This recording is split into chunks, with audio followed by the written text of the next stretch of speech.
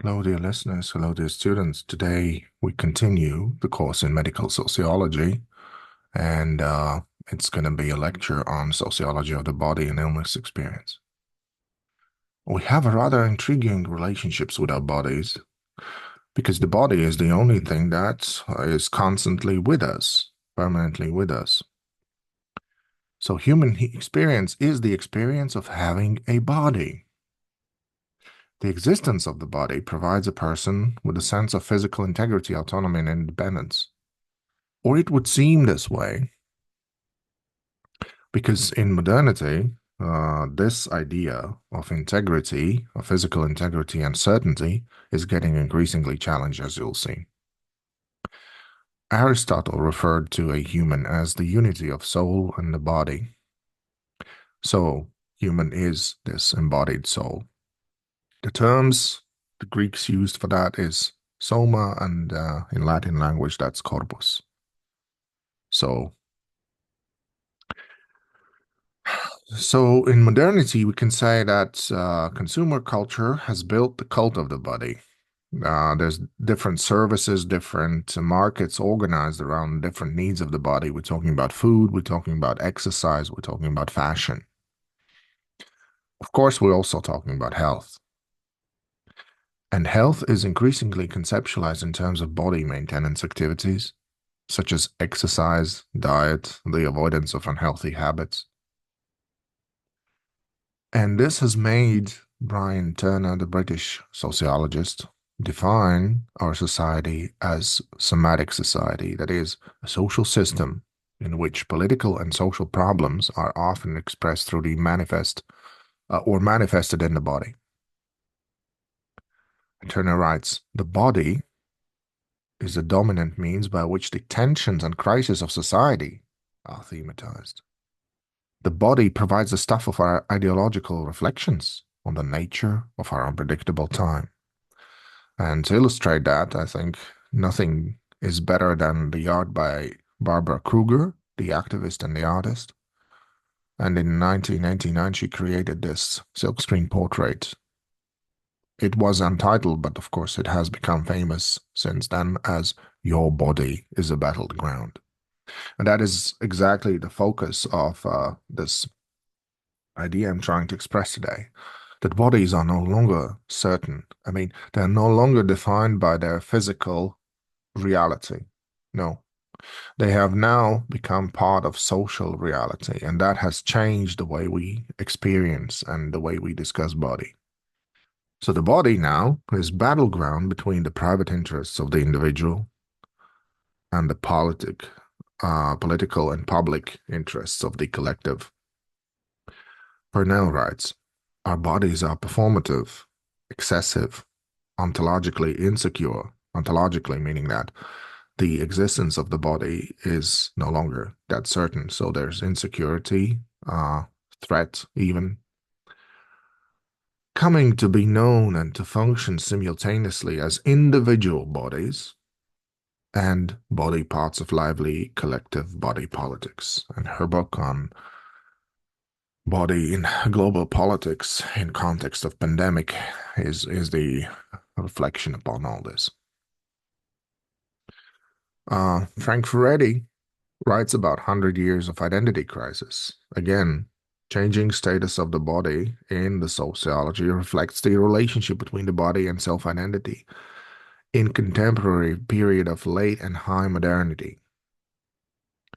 Now, in conditions of high modernity or meta-modernity, as it is later dubbed, there's a tendency for the body to become increasingly central to the modern person's sense of identity. Or in other words, the problems we experience with identity become the problems we experience through the body and by the way of body, handling the body. Schilling writes, the body has become uncertain. We now have the means to exert an unprecedented degree of control over the bodies. And yet we are also living in an age which has thrown into radical doubt our knowledge of what bodies and are and how we should control them. As a result of developments in spheres as diverse as biological reproduction, genetic engineering, plastic surgery, and sports science, the body has becoming uh, increasingly a phenomenon of options and choices. And you see, this is where the fluidity comes in. This is the very modern and postmodern thing to actually notice. The body is no longer a solid, it is fluid. And it is fluid because of our choices that we decide that body is going to be this way or that way.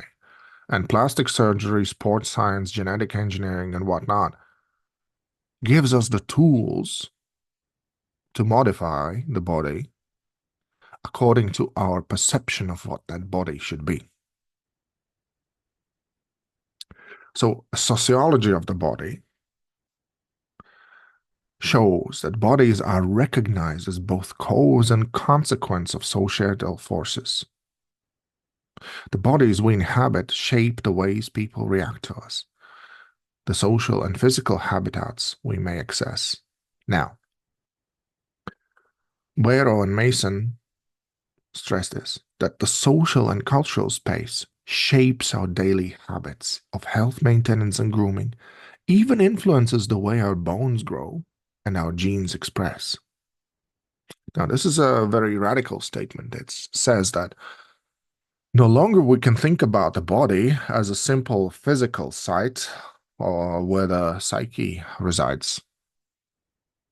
The body itself is modified by what we think about it and what others think about it, to the level that even bone growth and gene expression is a reaction, a quite bodily, quite physical reaction to the social environment. So it is not indifferent as to what kind of social environment we inhabit. And the environment these days could be defined as cultural wars. We talked about this already in the first lecture, and this is a sort of recap or return to the same thing that Slavoj Žižek was trying to express, but from slightly different angle. So what are cultural wars? It means that the old value systems, the old consensus is collapsing. And it's collapsing rightfully because it has become so contradictory. It no longer serves as a valid basis for social contract. People disagree. And younger generations may really radically disagree with the older ones. So the culture wars show a radical desire for social revision or even revolution. Revolution, of course, would be the Žižekian thing to say, which would be an attempt to correct the perceived injustice and discrimination. But it also shows itself as weaponization of victim identity. We talked about this in class. That's becoming a victim, talking about the previous wrongdoings of the previous generations, uh, long line of suffering and injustice and genocide and whatnot. It is all an important historical information. But if it is used to construct victim identity, especially if that victim identity is sort of inherited than actually directly experienced. Inherited, it means that somewhere along the line of our ancestors, somebody was abused, somebody was um, mistreated, and so on and so on. So if we take that and turn it into current identity, it means that identity is based on something that happened in the past and that happened, and that all that suffering is valid. But the problem is that um, when we try to think about it, we need to think also about the future, about how to move on. We cannot get stuck in the past and in previous wrongdoings. But the victim identity does exactly that, and it also capitalizes on this. So this is one of the problems for the future. We cannot have a decent future if we base everything in the past problems. Past problems are just a reason to modify things. Now, and this has created uncertainty, doubt, this cultural war and cultural revolution. And it gets accelerated by the new online social media, giving disproportionate weight to minority opinions. Again, minority opinions have full right to exist, but because of the new ways of how to publicize the opinion and how to participate in political struggle. Narrow sets of interests of different minorities, from woke lefts to alt-rights, they all attempt to dominate the public agenda as society becomes more and more tribal. And may I add, also, society becomes more and more apathetic because all these cultural wars create a certain constant tension, and that constant tension actually results in quite prominent fatigue. So the more people try to mobilize, rally supporters of their opinions, the less public actually cares. In the fog of the culture wars, complex issues like gender dysphoria can be reduced to primitive slogans. And here we see a quote from Diagnostic and Statistical Manual for Mental Disorders, known also as DSM-5, regarding issues of gender. Gender dysphoria refers to a person's affective cognitive discontent with the assigned gender. And here you have the clarification or the diagnostic criteria for gender dysphoria in adolescents and adults. And that's a marked incongruence between one's experience, expressed gender, and assigned gender, of at least 6 months of duration, as manifested by at least two of the following. It's either a marked incongruence between one's experience, expressed gender, and primary and/or secondary sex characteristics in young adolescents, or a strong desire to be rid of one's primary and/or secondary sex characteristics because of marked incongruence with one's experienced expressed gender. Now, to which extent this is pathological and to which extent it is normal remains to be seen. The fact is, it is a valid diagnosis, which of course needs to be added to the whole discussion about genders and their fluidity. Hilton and Wright, in their article Two Sexes, taken from Sex and Gender, a Contemporary Reader, that gets published this year, they come to this conclusion. So why only two and not more sexes? And the answer is this. Considering the nature of sexual reproduction, gametes, evolution, and anatomy, we answer that question with another question, or perhaps a challenge. What function could a third sex have? There are many ways to culturally construct the gender variance, but biologically, we're stuck with just two sexes. Sociology of body is a wide and evolving field of sociological interpretation of the body at the age of metamodernism. And that metamodernism is the era of new uncertainty which reflects the dialectical struggle between the problems of modernity and postmodernism. We're going to discuss that in class in detail. However, in medicine, there is an old certainty. Health, disease, and illness are fundamentally embodied experiences that are embedded, of course, in social contexts by which they get interpreted, but they're fundamentally embodied experiences. So let's talk about disease, illness, and sickness. Disease, objective, physiological, or mental disorder at the organic level. You may find this familiar.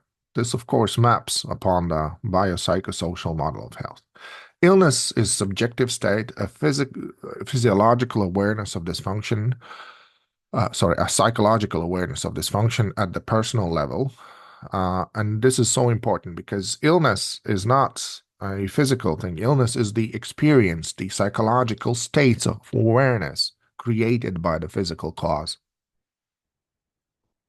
So it's a matter of experience, it's a matter of state of mind. And sickness is a state of social dysfunction, a social role, Parsons again, assumed by the individual that is variously specified according to the expectations of a given society that thereby extends beyond the individual to include relations with the others.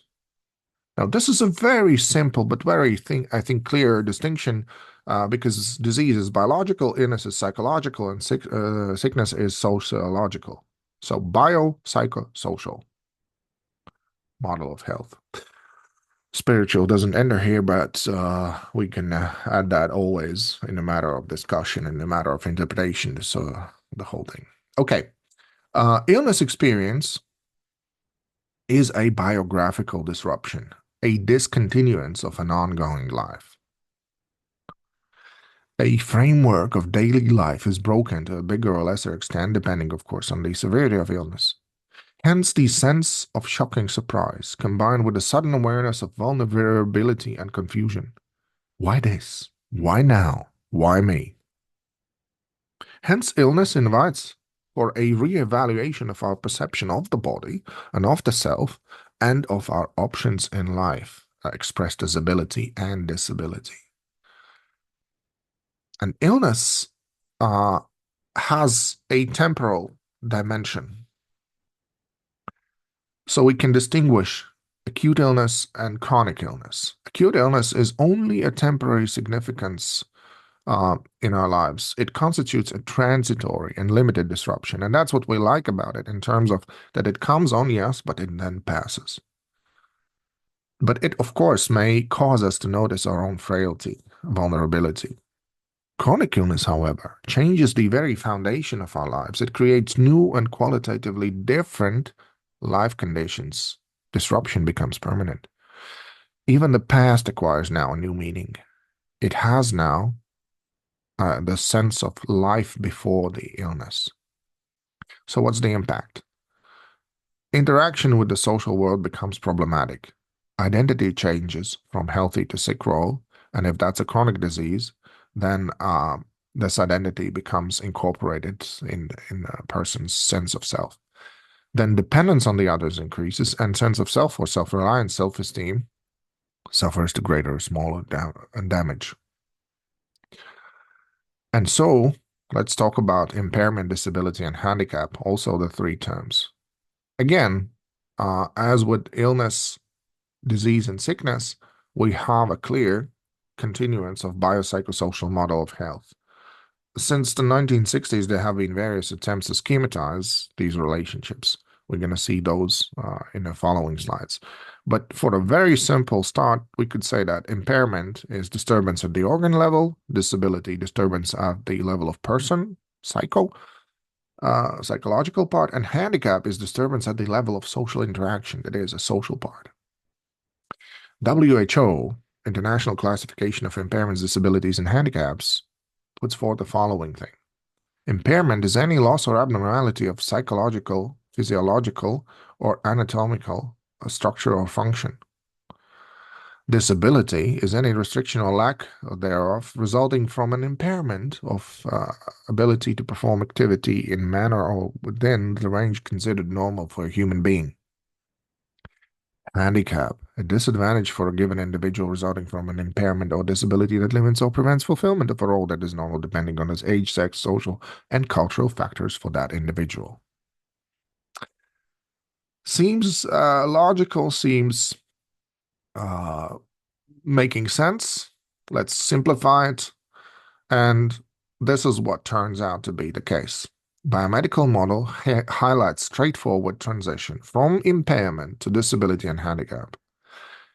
Because there is supposed to be a causal link between them. Disease leads to impairment, leads to disability, leads to handicap. And there are types of disability, physical, mental, both. But the Disabled People's International definition of disability is quite different. They propose that impairment is the functional limitation. You see, they're not saying it's physical or social or psychological, it's just a functional limitation. Again, hello to Parsons, structural functionalism, within the individual caused by physical, mental, or sensory impairment. Disability, on the other hand, is the loss or limitation of opportunities to take part in the normal life of the community on an equal level with the others due to physical and social barriers. Now notice that there is no causal link between the impairment and disability. Disability is thus wholly and exclusively social because it depends on the physical absence or presence of physical and social barriers. Physical barriers are put there by the society, who builds the cities, who constructs the roads and staircases, which may or may not include the ramps for instance, people who have challenged in transportation sense. So now ability disability depends on the infrastructure, which is a result of inappropriate social policy. And this is discussed by Mike Olivier, the famous sociologist who is himself a disabled person. So this is kind of one of his main areas of work. And he writes, it is a consequence of the failure of social organization to take account of the differing needs of disabled people and remove the barriers they encounter. It is a lack of ramp that makes a person in a wheelchair disabled or not able to go up the stairs.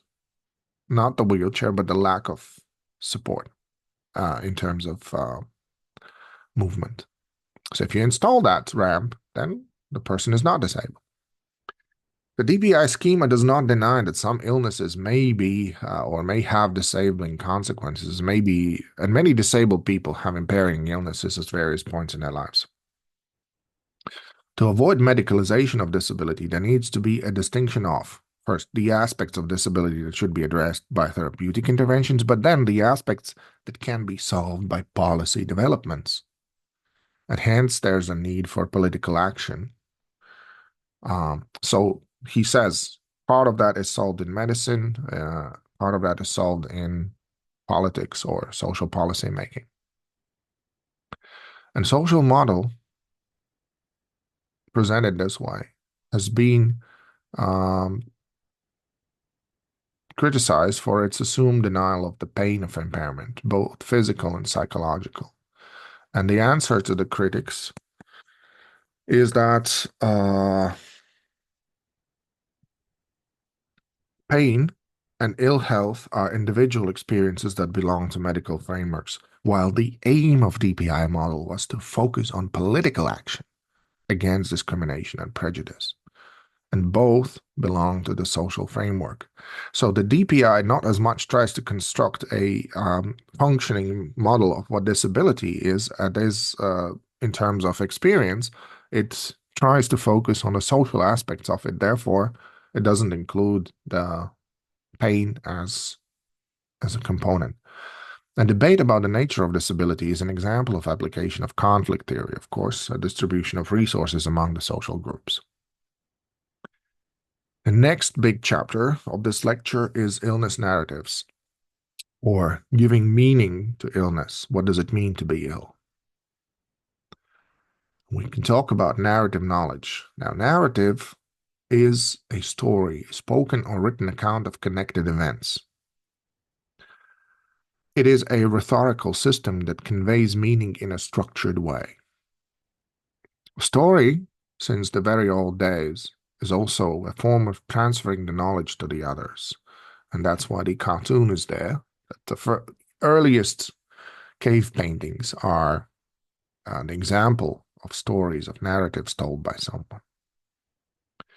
And culture and history are nothing but shared narrative of who am I and who we are.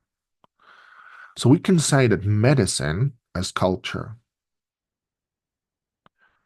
employs the narrative which has a central place in medicine as an instrument for formulating and conveying clinical knowledge. And here you can see Deborah Lupton's famous book, Medicine as Culture. Story. The story goes towards anamnesis, a means by which doctors acquire a more detailed clinical picture of the patient. And both patients and doctors tend to structure the illness events in the form of stories. That is, we literally call them case histories and case presentations. And they're developed by doctors to communicate to each other, and likewise presented as stories when described in specified literature and so on. So the narrative structure of the knowledge is one of the main things, one of the central things in terms of how we actually communicate knowledge. And we may ask to what extent in academia we actually use this idea of knowledge as a narrative structure with beginning, middle, and end section, where the argument goes somewhere from point A through points B, C to the point D, which is an end result. Now, Hayden writes, The medical practitioner must become versed in the patient's narratives, not only to make correct diagnosis, but to propose a treatment program that is acceptable to the patient. That is, the medical practitioner tells the story of what's going to be done to treat the issue, to treat the symptoms, and to help the patient to regain health. And it is the story of that, what is going to happen is that they both agree upon.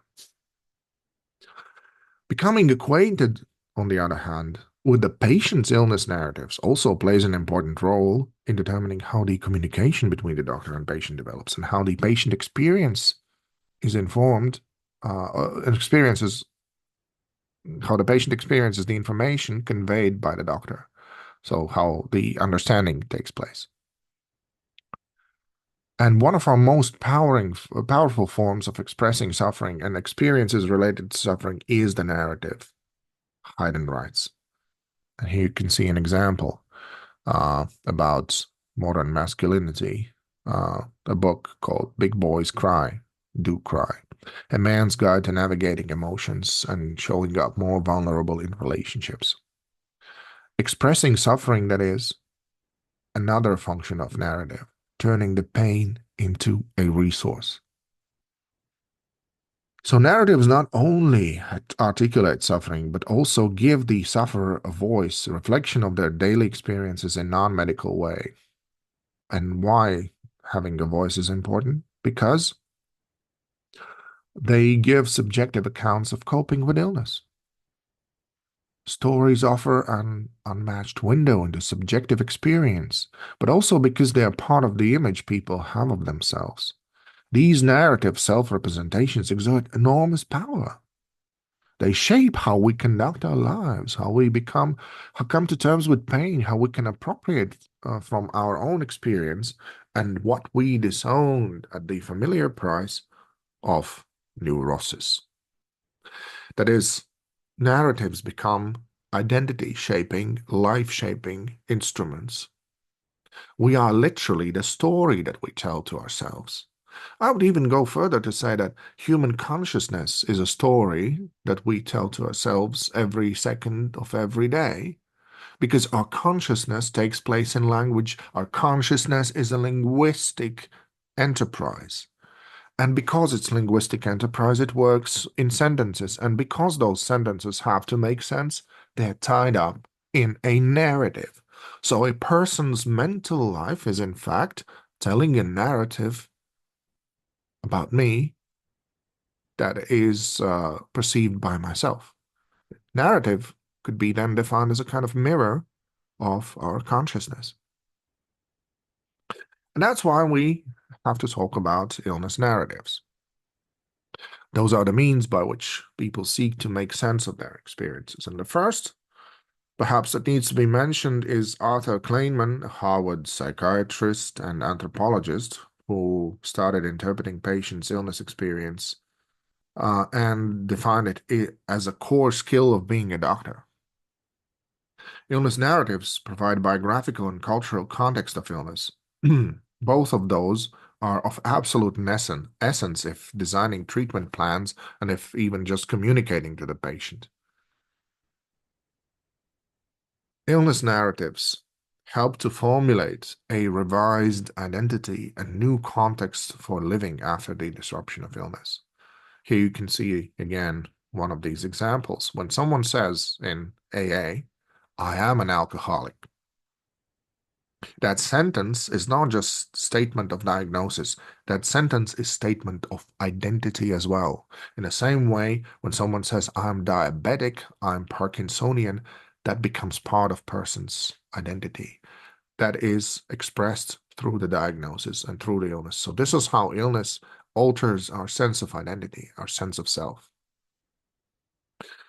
The 5 uses of illness narratives described by Lars Christian Heiden, the article I've been quoting already, and to give a list, a simple list is that simply this: to construct a world of illness, to reconstruct one's own life story in the event of chronic illness, so the reconstruction part, to explain and understand the illness, to assert and project one's new identity, and to transform illness from an individual to a collective phenomenon.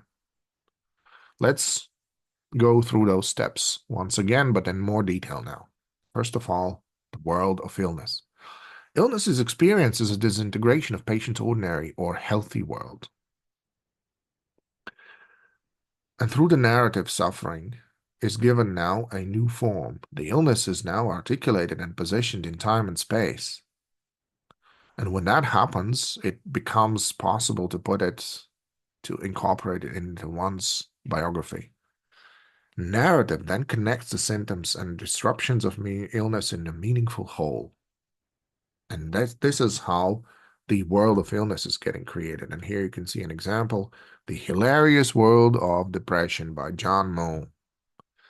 So he dubs it as Hilarious World, probably because of his inclination towards having a rather sarcastic or humorous attitude towards it. But it's a world. It's a world where he lives in. It's a world that has become his home world. Second function, reconstruction of life story. We are forced to revise our personal identities and life histories in terms of the illness. So illness narratives aim for the reconstruction of identity and personal life. As in the first step, the world gets crushed, destroyed, the world of health. And in that destruction, the loss of self can happen, particularly in connection with the chronic illness. It seems that now the illness defines me. I have no self. I've lost my sense of self. And that brings fundamental changes in individuals' life and lifestyle. Increasing physical handicap, declining capability, extreme sensitivity to certain chemical substances or certain types of social situations. But by interpreting the illness, we re-establish the relationship between the self and the world and the bodies. So narrative reconstruction of the self is concerned with two things. Finding a new meaning and importance of the illness within the context of one's life, and reconstructing the narrative of self. The illness now becomes an epiphany. That is, the illness now becomes some sort of enlightening experience that helps us to review our life. Rudiger Dahlke writes about illness as symbolical means employed by the psyche to bring unresolved psychological conflicts to the awareness level. So illness now, his position is that illness is the way that mirrors our psychological conflicts, that inner life of our minds gets reflected in psychosomatic way onto the bodies. The book is also translated into Latvian, if anybody cares about that. Third, explanation and understanding of illness. The illness raises questions for the individual. Why me?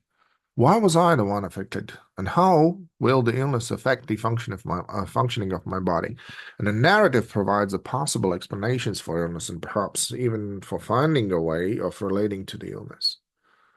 And here we have a book by Susan Sontag, Illness as a Metaphor, where her work challenges the victim-blaming association between the illness and the character of the person.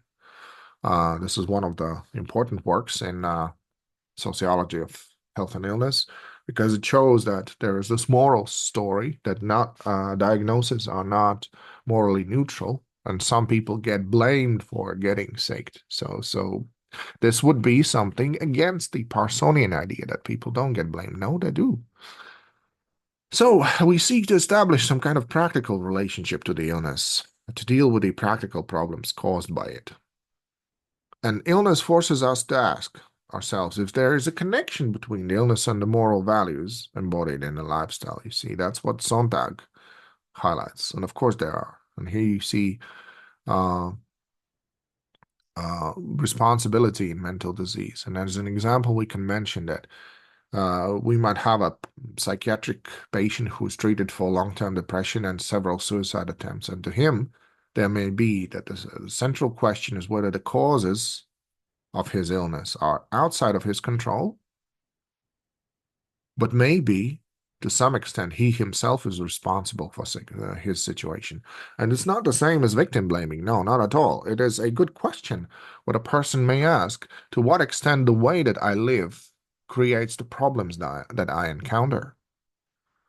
And of course, the question whose moral standards the patient is trying to emulate, whose moral standards he or she is trying to conform to. Illness narratives can be used to achieve certain strategic effects in the social interaction, and illness narratives uh, in illness narratives, different groups of professional staff assert their own positions and knowledge in relation to the medical hierarchy. That is, um, even doctors find their place and define their place in relation to the patient by the means of hierarchy. And another example it's a research by Baruch, an old one, but a good one. Uh, Parents of children who have fallen ill can construct narratives about maltreatment of their children, which would, of course, be their moral responsibility. But they construct maltreatment of children suffered at the hands of health professionals to assert their own moral value as parents and to justify their own actions.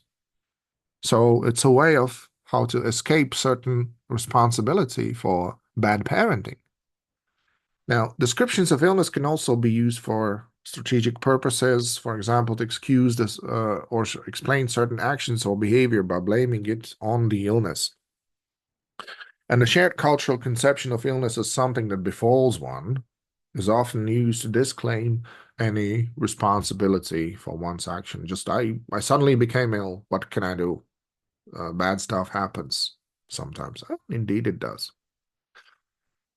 And fifth, transforming individual experience into collective experience. Now, traditionally, illness narratives concern the individual's private life, but by publicizing illness narratives, and as you can see, people have been doing that, writing books, illness becomes a part of all-encompassing political and social narrative and context. Disability narrative is one of the examples of collectivizing the illness experience. And epidemics like COVID-19 pose the question of whether the narrative can collectivize the illness experience, because it is indeed something that we went through as a society. And then it observes the social implication of illness. And here you can see that even on the levels of society, disease constitutes a split, a radical conflict within certain parts of society, some of them agreeing, some of them disagreeing with the illness, some of them taking it lightly, some of them very seriously. Narrative removes the illness experience from private experience and makes it a collective one. And so we come to the absolute classics again in the sociology of health and illness, which is Arthur Frank's work, Restitution, Quest, and Chaos. Here you see the earlier cover. There's going to be a later cover for the second edition, which the later one I think is much better, but this is so 1990s design. It's based on the Parsonian sick role. A person is ill, finds out what's wrong, seeks help, and uses medication, and the health is restored. This is the restitution narrative. Restitution means you get sick, get treated, get healthy again, and you sing praises to the medical system. And it is the major, powerful master narrative of medicine, dominant in popular culture and fits social expectations.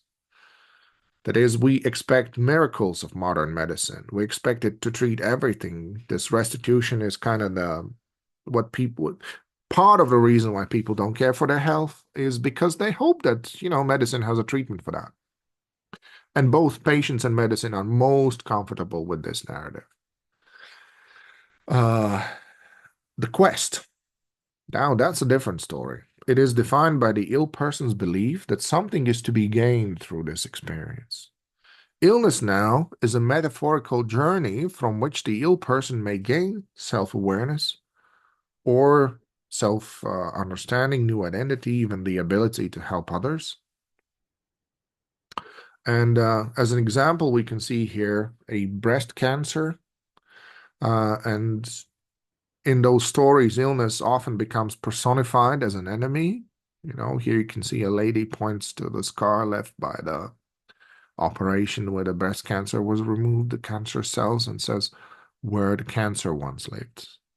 And you have, of course, autobiographical accounts of this, again, using the journey or the quest metaphor, as example by Jennifer A. Douglas. But the third narrative, which is more interesting, is the narrative of chaos. So it's restitution, quest, and chaos, three basic narratives. And there is no actual or imagined end. There's no narrative structure as such, no plot, no metaphorical journey. And chaos narratives are therefore difficult to listen to. They may invoke anxiety and remind the listener of their own vulnerability. And chaos stories, as Frank writes, are hard to hear because they're too threatening. The anxiety these stories provoke inhibits hearing. So, yes, nevertheless, they need to be told. Chaos narratives remind doctors of their limitations. In these stories, the impression of the remedy, progress, and professionalism cracks to reveal vulnerability, futility, and impotence. The teller of the chaos stories is preeminently the wounded storyteller, and hence the title of the book.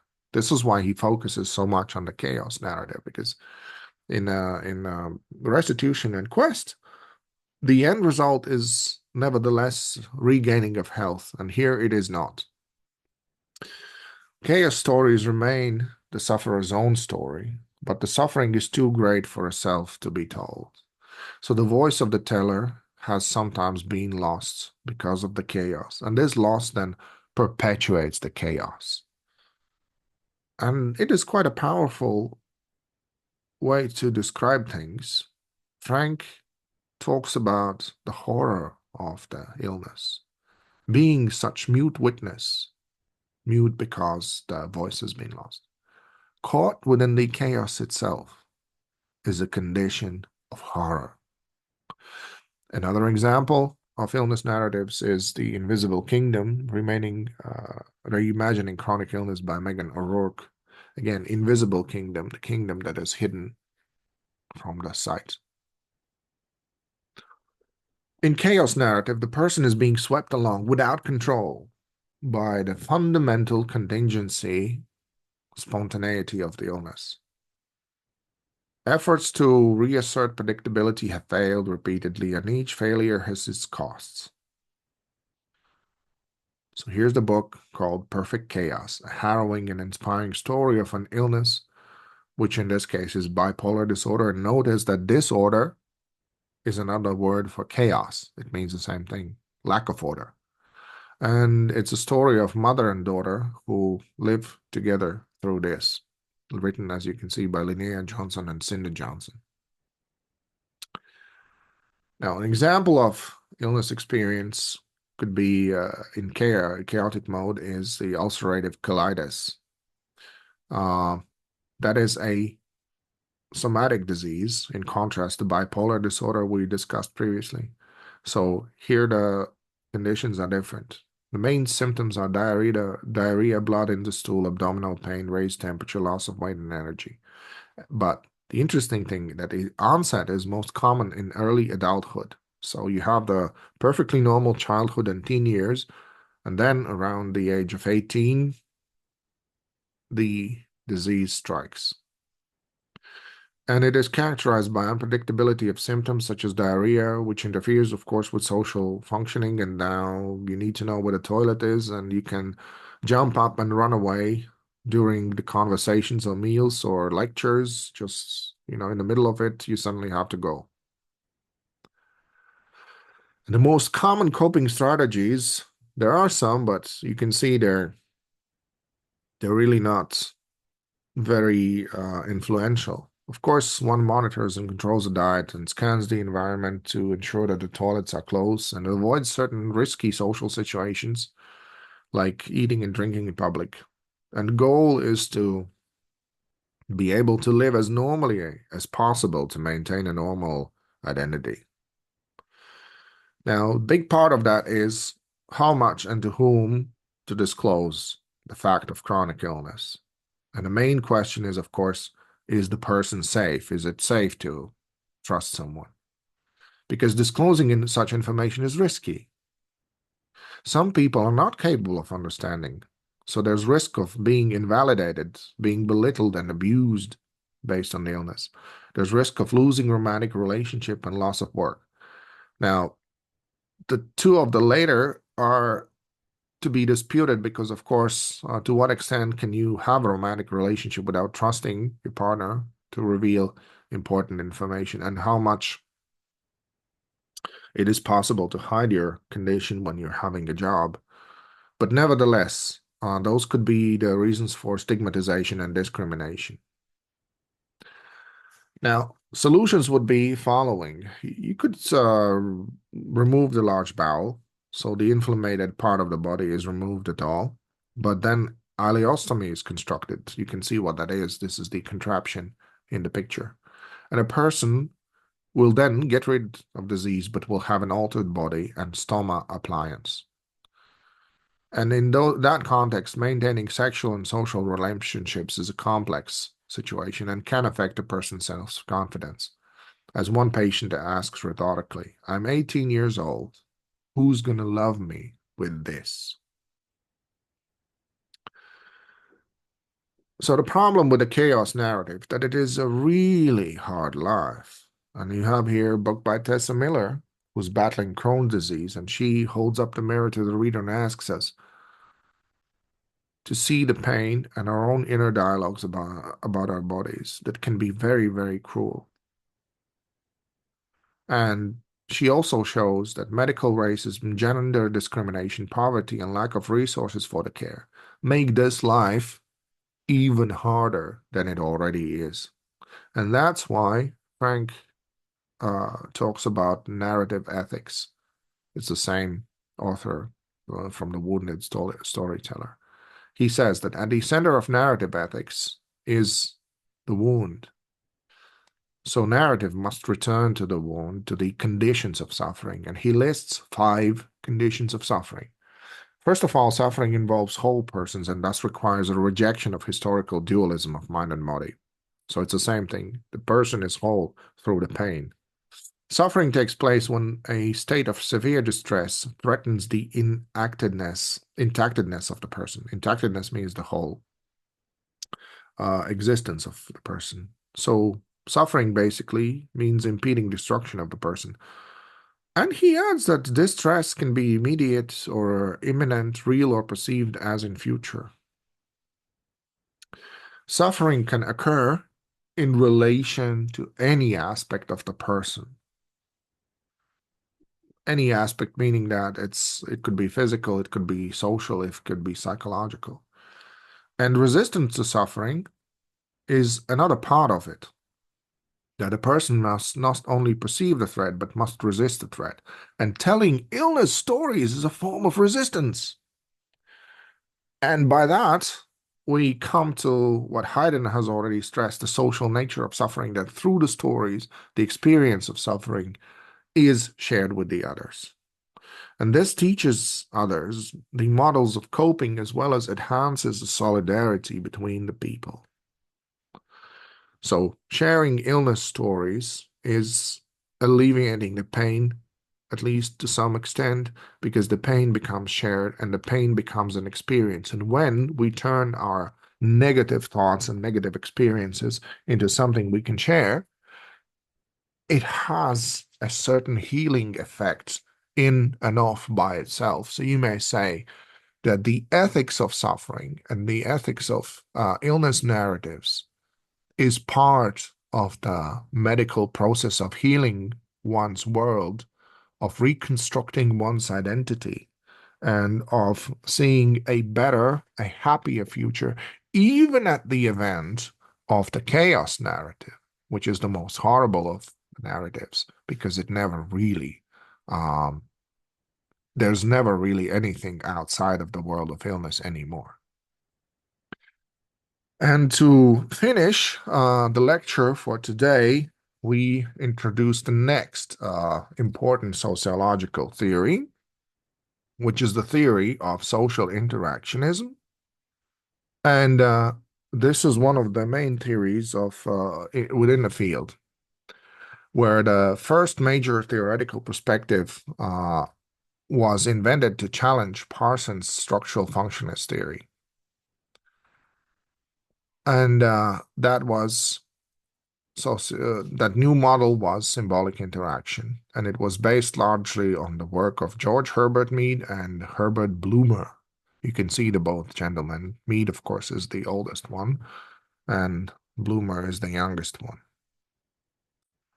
Now, social interactionism is based on the idea that human beings have the capacity to think, define situations, and construct their behavior on the basis of their definitions and interpretations.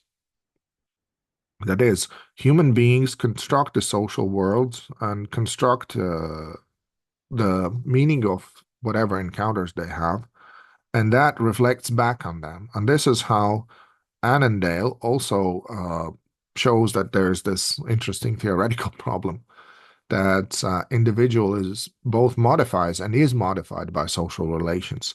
So we have this big question of what initiates the events. Is this agency or a structure at work? Remember that argument, agency and structure. So, uh, so yeah. So we change the society by interacting, and that interaction changes us. The development of this took place, of course, as you may imagine, in 1960s. And 1960s were a time or an era in both society and science where old theories and old ways and old agreements were challenged. And the search was for a more humane sociology, more sociology that is less oriented on the structures and less oriented on the conflicts and revolutions. As you can see, the both previous theoretical approaches were not really focused on the individual, or as we may say, the micro level. There were macro level theories that looked at the large processes, large structures in society, movements and power struggles and whatnot. Now, this is the way back to micro situations, interaction between as few as just two people. And studies were made of how individuals interact with the others and how they interpret the social interaction. And these interpretations then become a shared, constructed meaning. And hence the idea that the meaning of illness in the encounter between the doctor and a patient has to be constructed. The diagnosis is an agreement between the illness narrative of the patient and the diagnostic and medical narrative of the doctor. It's the joint narrative that gets constructed in the medical encounter. That's what's happening here. So social reality is constructed on a micro level by individuals interacting with one another based on shared symbolic meanings. And you can understand here that the sharing of those symbolic meanings is a linguistic and narrative exchange. See how illness narratives are very much related to the idea of social interactionism. Now, it is the position of symbolic interaction that the social action and the actor is constructed by him or her.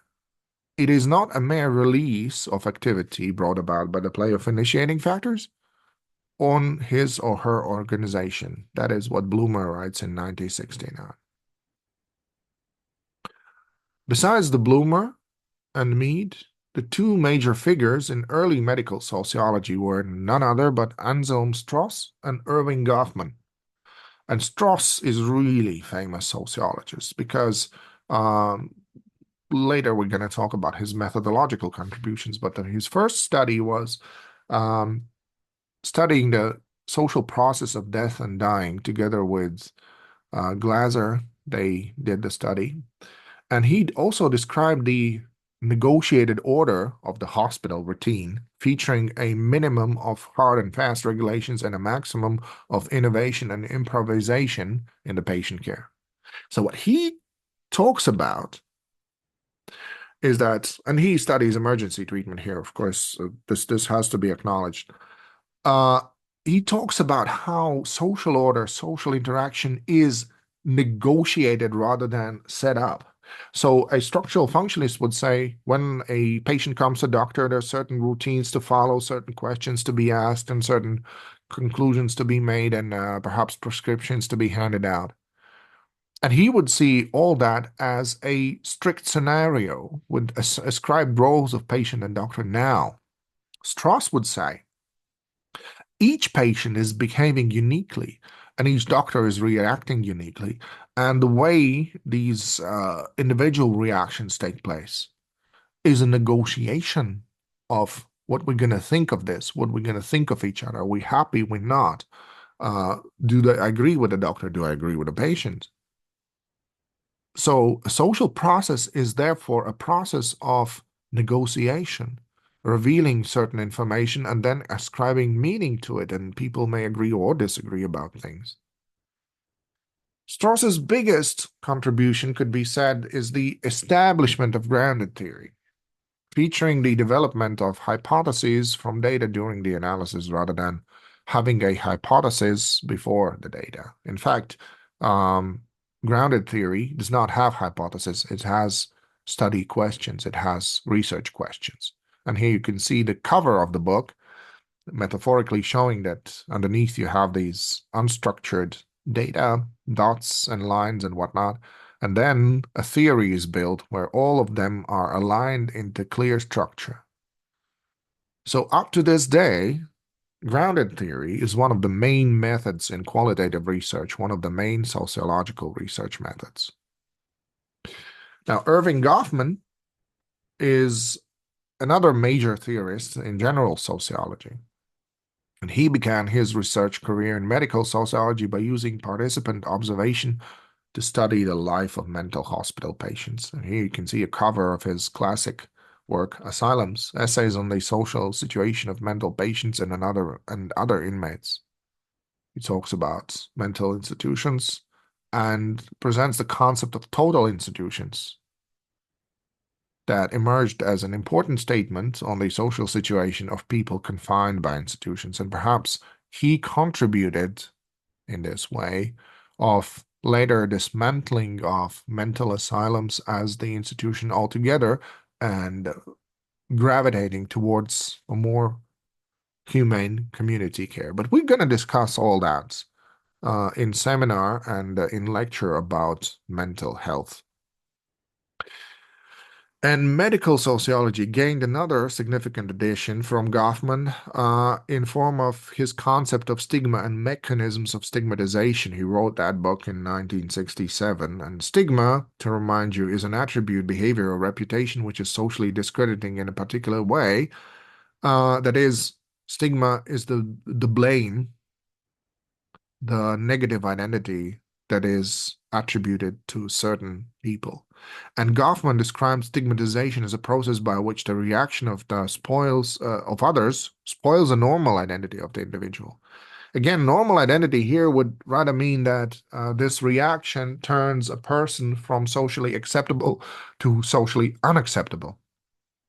And hence, the stigmatization is a process of negative stereotypization. And of course, you have diseases that would suffer more from this negative stigmatization than the others.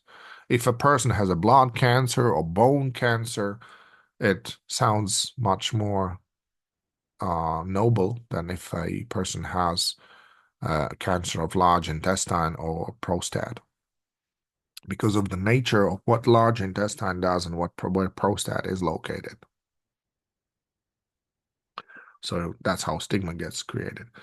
And with the introduction of symbolic interactionist research, medical sociology becomes the arena of debate between two of sociology's most major theoretical tools, which is the grounded theory and now also the labeling theory.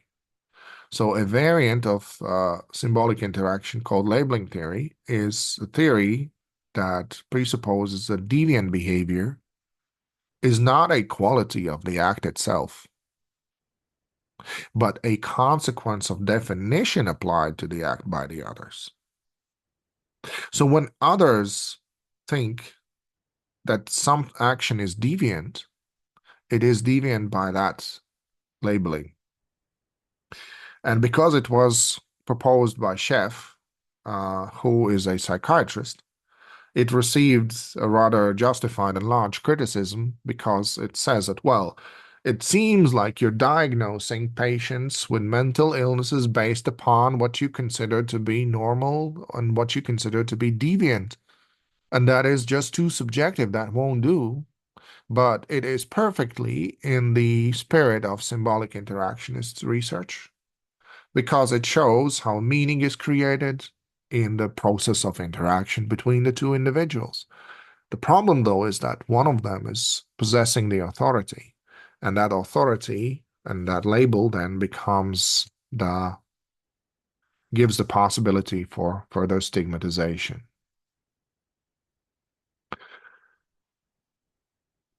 Symbolic interaction had its particular or micro level orientation towards their theory construction. So it also developed qualitative research methodologies of participant observation and focus groups, of unobtrusive measures such as biographies and life histories, biographical narratives, and situational analysis consisting of mapping the position, situations, and social worlds of the study subjects. And these methodologies focused on small group interaction in a natural social settings. So the theories developed from them as, let's go back a little bit. Here it is. That's the grounded theory. When you observe people in their own setting and you make conclusions out of that, and that has been a very fruitful and productive mode of working within the sociology and also within the sociology of health and illness. And that is all I wanted to say. Thank you for paying attention. See you in the next lecture.